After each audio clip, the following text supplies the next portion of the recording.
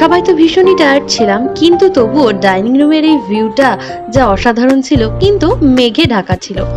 আর এই যে আমাদের হোমস্টের একজন স্টাফ, যার নাম ছিল প্রেম, খাবারগুলো যেমন ছিল খুব ভালো, তেমনি প্রেমজির ব্যবহারও ছিল খুব মিষ্টি। আর সাথে ছিল বাসমতি চালের ভাত, ডাল, পাঁপড় ভাজা, আলু ভাজা।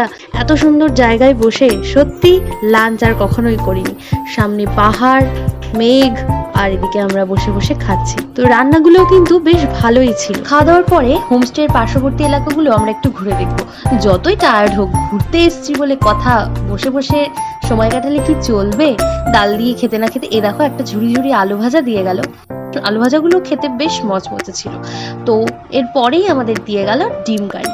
আর এই যে সূর্য বাবাও দেখছি মেঘ থেকে উঁকি মারছে। পড়ন্ত বিকালের সূর্যের আলোয় বসে খাওয়ার মজাটাই আলাদা। তোমরা কিন্তু ভিডিও লাইক করতে, শেয়ার করতে ভুলো না।